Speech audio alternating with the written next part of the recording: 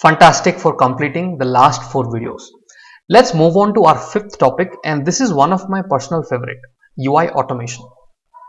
And the page I am going to show you, it's going to help you a lot. It has got a lot of key points that one should spend a good amount of time on this specific page. So what is that? Would you like to know? I am going to anyways reveal that. Okay, before I reveal that specific page, it's important that we read a question that is there on my screen so that you can relate onto that page. So let's read this question. Okay, what is the question here? A developer is creating an automation. A developer is creating an automation that will run on the user machine. That will run on the user machine, but should not interfere. So this is the keyword I have highlighted. Should not interfere with the user's work. What should be avoided in this type of process? That it is quite simple. That means the automation should be designed in the background. This is clear. Now for you to design the automation in the background, what are the options you should, so what is the question? What should be avoided? Okay, this keyword is also important reading. What should be used? Then you can say API calls, or you can say anything else. What should be avoided? Then your answer is changing. So these keywords are important. The last sentence what is written in your question, the keyword is important to catch. If not, you will knowingly you know the answer, but you are selecting a wrong option. Could happen. Okay, so be very careful. Okay, now here the answer is hardware event. So but this is not our point, and once you know this, I always asked you to maintain the documentation. I hope you are maintaining the documentation. So let me finally show you the page which I want to reveal to you. What is that page? The page name is UI automation UiPath docs. Type this on the Google, you will find this page. If not, look at the description of this video. Now on this one, what is more important, I have highlighted very lot of important things. I would tell you to read this entire page. Take your time, read this entire page, get an understanding, because a lot of questions will appear from this particular page. Okay, let me first give you an example. If I ask you, I have in the automation, I have used an activity which is by default working in the background. By default it is working in the background. So which is that activity? Or by default it is using the simulate type click. Which is that activity? Do you know? So here is the that's why I told you I have highlighted few. Let me read it.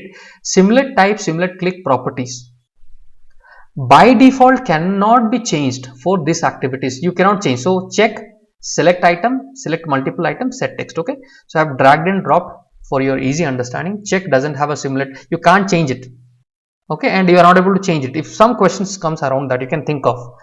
So these are the activities which is using simulate click by default, and you cannot change the type.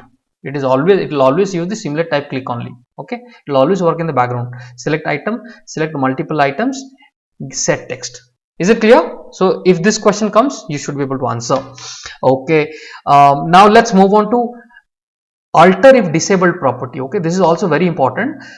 This property instructs the target activity whether or not to interact with a disabled element. Let's say subscribe button is there. If this button is disabled, it's grayed out or it's disabled, then if you use this alter if disabled, drag and drop a click activity and check for alter if disabled. If you enable that, if you make it true, that means it's going to interact with a disabled button. Okay, please note that this property is only taken into consideration if simulate type or simulate clicks are enabled. If you have enabled simulate click, simulate click will always work with the targeted application interface, right? So because of that, only if you enable this is going to work, otherwise it's not going to function. So if question comes somewhere around this, you can answer it. Okay, are enabled. Okay, this is understood. Now let's focus on this one. Okay, this is very important sentence. Studio signal system drivers with the hardware events. So if none of the above options are selected, then and lets the operating system dispatch the details towards the target element using the hardware event. Okay, so what is that? In a click activity property, if you have simulate click and let's say you have not enabled any of this, then what will happen? If you enable, what would happen? Read this sentence. Okay, it will always use the targeted application programming interface to interact with those UI elements. Let's say I'm using Google, I'm using a web application, and this web application is developed using, let's say, HTML or anything. So using that HTML code, using that code, it is going to interact with this button. It will not use the mouse. So when you interact with any UI element, I'm using a mouse, right? I'm dragging and dropping and clicking. So this is done through the mouse hardware driver or hardware event. Okay, so this is understood. So if you do not use any of this, default option, which is hardware driver, will be worked. And one important point here, the similar click and the send Windows message properties are faster and works in the background. We know this. Hardware events work 100% of studio perform action just like a human operator, such as moving the mouse pointer and clicking the particular location. That means when you are using the hardware event, you have seen it will always move and click. It will always jump onto that button and click, right? So it always works like that. It will jump, right? So here the question, look at this. This can be seen as a drawback. Where this question is coming from? Okay, this can be seen as a drawback since there is a risk that the user can interfere with the automation. That's why I told you highlight the word interfere. So here you see the word interfere, here the word interfere. That means what is interfering? Hardware event. So what is your answer? Hardware event. So are you understanding how much in detail, how much in depth one has to focus on the documentation? Okay, so I'm helping you where all you should need to focus. Okay, so however you can find more points. Okay, you can read through entirely and you can find more points. One more important is background automation. So let's say I have to use a click activity. I have to do a web automation. So it has to do a click.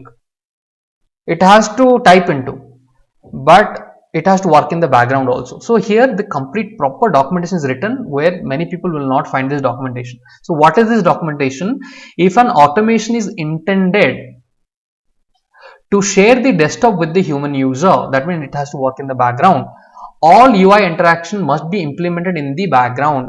If you have to interact with the UI element, it has to happen through the background so that you can do a background automation. Okay, this means that automation has to work with UI element object directly, thus allowing the application window to be hidden or minimized during the process. So the application doesn't have to be open, it can be hidden and user can continue to work, and this automation also will do its job in the background. Okay, for that, what are those activities? This is important, this table is important. Use simulate type, simulate click and send Windows message option while you are using click and type into activity. Okay, use set text, check, select item activities for background data entry. Let's say I want to type into, so don't use a type into, rather you should go for a set text. See, all these questions are very important. Okay, you can use set text, you can use check, you can use select item to interact with the application, with the background application or with the application in a background way to do a data entry. Okay, get text, to retrieve some data in the background. You should use 3 activities. Remember all these activities should be remembered. Get text, get full text and web scraping activities are the output that can run in the background. So questions will come. Use the element exist activity to verify the application state. Okay, so this table, if you remember, any question comes you can answer. Okay, so these are very important points. Nobody would really highlight you. I am doing it because I got an experience of the exam, and I have made my preparation in a way that I was able to clear it. Okay, do not rely on any dump and all that. Okay, your reading is important, your practice is important, your understanding is important, nothing else. Okay guys, so I hope you have made a note. Let's jump on to our next topic. Okay, and read this, understand this entire page. Do not miss. I have not highlighted few of them, but read through this entire page. Do not miss this page. All right, so let's meet on our next topic. Bye bye.